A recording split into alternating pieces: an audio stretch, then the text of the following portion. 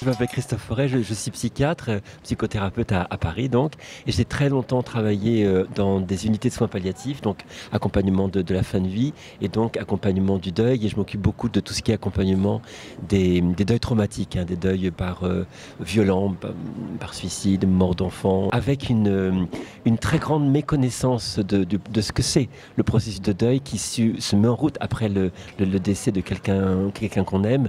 Et justement, aujourd'hui, là, ce matin, c'est une conférence qui va parler de ce processus de deuil, parce que à la souffrance de perdre de quelqu'un qu'on aime se rajoute la souffrance de la méconnaissance du processus émotionnel dans lequel on est engagé. Et cette souffrance-là, elle peut, d'une certaine manière, être contenue. Qu'un jour on peut se débarrasser d'un deuil, est-ce que ça peut finir? Est-ce qu'il y a un mot fin? Non, l'expression faire son deuil n'a absolument aucun sens, parce que ça supposerait qu'il y ait un milieu, un début, un milieu et une fin. Il n'y a pas de fin. Ce qu'on a l'impression tous. Voilà. À un moment, on va se débarrasser de ce deuil. On fait faire le deuil du deuil. Non, mais c'est pas ça en fait. Le deuil, ce qui est le point central, c'est la mort de la personne qu'on aime. Or, le processus de deuil, c'est le processus de cicatrisation de cette blessure. Donc, c'est pas le deuil, entre guillemets, l'ennemi, si ennemi il y a, c'est la mort de la personne. Et la mort de la personne va nous façonner à tout jamais. Une maman qui perd son petit, une compagne qui perd son compagnon, on perd son parent. On est façonné à tout jamais. Il n'y a pas de fin à ça. Comment accepter la perte de quelqu'un? Pas acceptable, c'est apprivoiser. Comment je peux apprivoiser l'absence?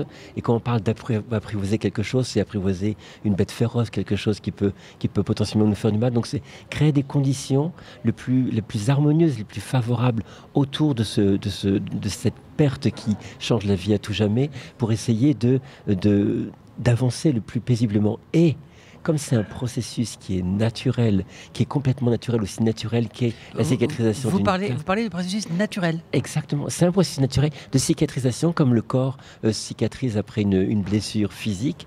Il y a le processus de deuil, c'est un processus naturel de cicatrisation de la blessure psychique après le traumatisme de la perte. Donc, mais pourtant, je reste triste, même si je cicatrise. La tristesse, elle est en moi. Oui, même si j'ai cicatrisé une très grande plaie, elle reste douloureuse toute ma vie si je tape dessus. C'est vraiment, il faut sortir de l'idée que le processus de deuil va éradiquer la souffrance. Non, il accompagne le processus de cicatrisation et il transforme la personne à tout jamais. L'enjeu de l'accompagnement du processus de deuil, c'est de créer justement des conditions pour que ce soit une belle cicatrice, mais il y aura toujours le manque. Il y aura toujours le fait que mon enfant me manque, mon compagnon, ma compagne me manque, mon parent me manque, mais à côté de cela, grâce justement au processus bienveillant du processus, la dimension bienveillante du processus de deuil, il y a justement la capacité à créer un espace où cette douleur trouve une juste place en moi, et à côté, paradoxalement ou étrangement, je peux retrouver des couleurs de la vie, je peux peut-être aimer à nouveau, je peux avoir un autre enfant, sans pour autant jamais oublier la personne que j'ai aimée. Est-ce qu'on sait expliquer aujourd'hui pourquoi on ressent un tel manque, un tel effondrement intérieur? Est-ce qu'on sait expliquer ce processus? Vous avez parlé de processus naturel. Oui. Et pourquoi? Qu'est-ce qui génère ce séisme? C'est pas le processus qui génère le séisme, c'est la mort de la personne qu'on a perdu. C'est vraiment ça. On a construit une partie de sa vie, de son identité, de tout ce qui comptait peut-être pour soi autour de cette personne, de la vie de cette personne, de ce qu'on partageait avec elle. C'est sa mort, sa disparition qui impose de réorganiser totalement sa vie. Et le processus de deuil, ce n'est pas lui qui va désorganiser, c'est lui qui va essayer de retrouver un petit peu de paix dans le chaos induit par le décès de la personne. Donc il y a vraiment une méconnaissance par rapport à ce qu'est véritablement le deuil. C'est la chose la plus bénéfique que l'intelligence de notre esprit est capable de mettre en œuvre pour amortir la violence de la perte. Alors on parle souvent d'étapes de deuil. Est-ce que il y a des étapes. Est-ce que vous pouvez nous en parler, nous en dire quelques mots justement C'est la conférence là. Comme ça, ils seront posés, ils sauront quelles questions poser. Exactement. Il y a grosso modo quatre étapes, mais le dire comme ça n'a pas beaucoup de sens. En quelques mots comme ça. Oui. Mais c'est comme la première, c'est une phase de choc, de sidération, quand on prend conscience que la personne est décédée. Après, il y a une deuxième étape, je vais bien trop vite là, qui va durer très longtemps, plusieurs mois, voire peut-être jusqu'à un an, où on va essayer de rechercher la personne. Et c'est là où on aura besoin d'avoir tout le temps les photos, de toucher les vêtements, d'être... Et les gens mettent une étiquette de pathologique sur ça, alors que c'est complètement normal, complètement naturel. C'est juste notre société qui met une étiquette pathologique sur quelque chose qui est complètement normal. La troisième étape qui survient longtemps après le décès, parfois un an, entre 6, 8, 10 mois après le décès, c'est la phase de déstructuration où là on prend vraiment conscience de la réalité de l'absence, de vraiment du côté inexorable de l'absence. Là il y a ce qu'on appelle un vécu dépressif qui n'est pas une dépression mais qui est vraiment le début d'apprivoiser cette... Et là c'est vraiment... c'est là que vous intervenez le plus peut-être. Ouais, voilà, parce que c'est là le moment le plus difficile, alors que là on est déjà un an et demi ou 2 ans même après le décès, et les gens à l'extérieur pensent que tout est réglé, alors que soit on se rend compte qu'on est au cœur de sa souffrance. Et il y a une espèce de dichotomie, de double visage, un visage où on vous demande « ça va, tu vas bien ?» et on est obligé de dire oui, alors qu'à l'intérieur on est complètement effondré. Et ça, les gens pensent que c'est anormal, qu'il y a quelque chose qui ne devrait pas se passer comme ça, alors que c'est complètement normal. Et la quatrième étape, qui est justement un temps de progressivement, mais là je vous parle des années après le décès, hein, comme je disais tout à l'heure, où la douleur prend sa juste place et ne vient pas complètement envahir le champ de pensée.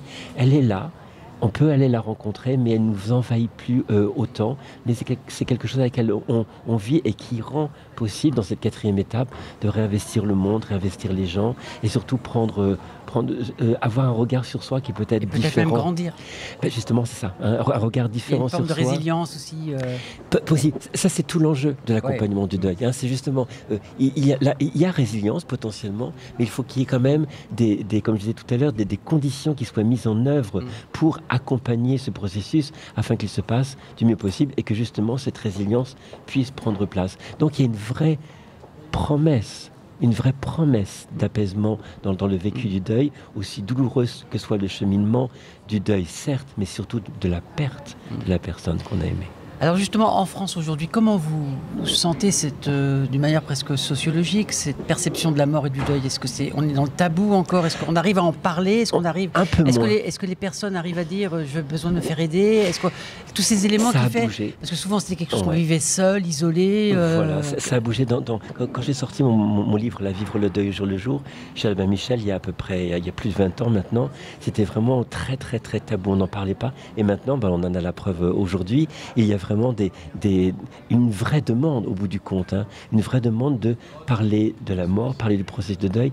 En fait, que notre société se réapproprie une connaissance ancestrale, une connaissance qu'elle avait depuis des siècles et des siècles, et qu'elle a commencé à perdre autour des années 50-60 à peu près, quand le mourir, entre guillemets, est passé de la maison à l'hôpital. C'était très bien, bien sûr, la technologie rendait ça possible, mais quand on mettait loin des gens l'accompagnement de fin de vie, le vécu du deuil avec tous les rituels sociaux et relationnels et religieux et religieux aussi qui étaient autour de cela, progressivement loin des yeux, loin du cœur, je dirais, et loin de l'intelligence, et loin de la compréhension, et quelque chose qui est loin de soi devient inconnu, et l'inconnu fait peur, et quelque chose qui fait peur, on le met à distance. Donc progressivement une société qui... On aurait perdu la culture du deuil en fait. Ouais, d'une certaine manière on aurait perdu... Il ne faut pas revenir au grand deuil noir d'avant, mais on a effectivement perdu la capacité à accueillir ce processus avec sagesse et intelligence et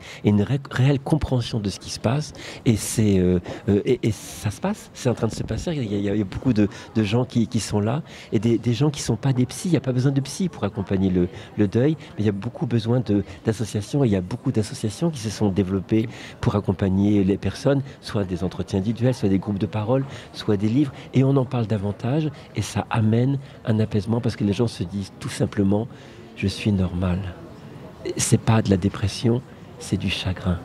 est quelque chose qui s'inscrit dans quelque chose de beaucoup plus paisible, beaucoup plus intégré et moins pathologique, moins médicalisé, moins psychologisé, quelque chose qui est un processus humain depuis la nuit des temps en fait.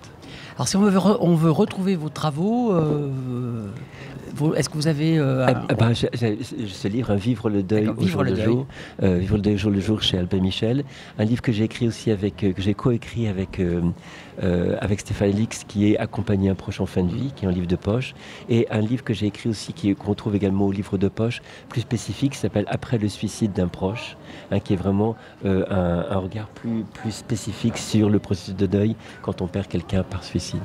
Merci beaucoup. Merci beaucoup à vous.